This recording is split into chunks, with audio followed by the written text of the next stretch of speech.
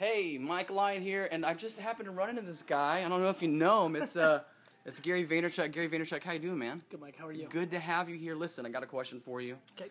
For anybody out there selling homes today, Yeah. what does the thank you economy mean to them? I mean, how does that translate?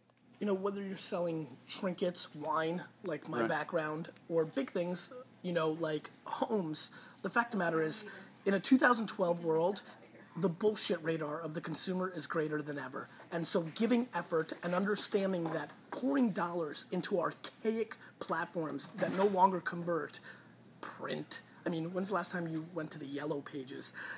All these avenues that people are trying to bring attention to their businesses, and yet there's nobody there anymore, and putting it into the end consumer and understanding that your next, especially when I think about home buying and you think about the demo of Facebook's growth, when you think about 25 to 45-year-olds in Facebook, how much their attention, you're talking about 6 hours a day on average for some female demos on Facebook. This is where the attention is. No matter what you sell, home or wine or anything else, you're looking for the attention of the consumer. And playing where the consumer is matters. Now, here's where the thank you part of all this economy comes in. You actually have to care. The days of bullshitting, the days of like, oh, we forgot to tell you that there's a radiation tower next door, the days of, that stuff is over. And, anything extreme to that, to even little things like not being authentic about the hardwood floors you used are over. The honesty of the 1920s, 30s, and 40s are back.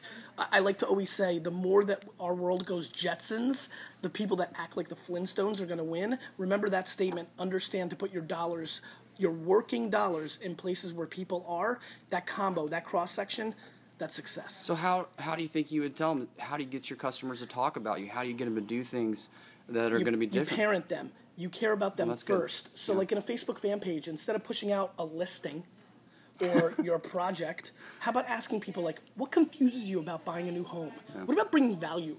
If you Google me, and I'm going to assume a lot of you don't know who I am, I started a wine show to educate people. I was reviewing wine that my store sold, and I was panning them because I cared about being America's wine guy, not about selling one more bottle of wine.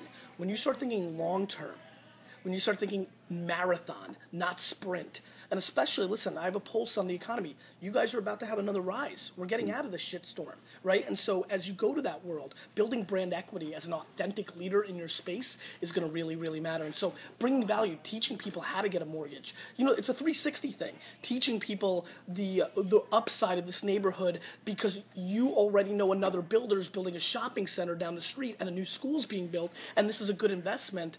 That kind of authentic information, giving people the public information that you would give your child about your project is a really smart business move. That's awesome. Looking forward to your keynote, man. It's going to be awesome. Looking forward to it. And we'll talk to you soon. Thanks for everything. Take care.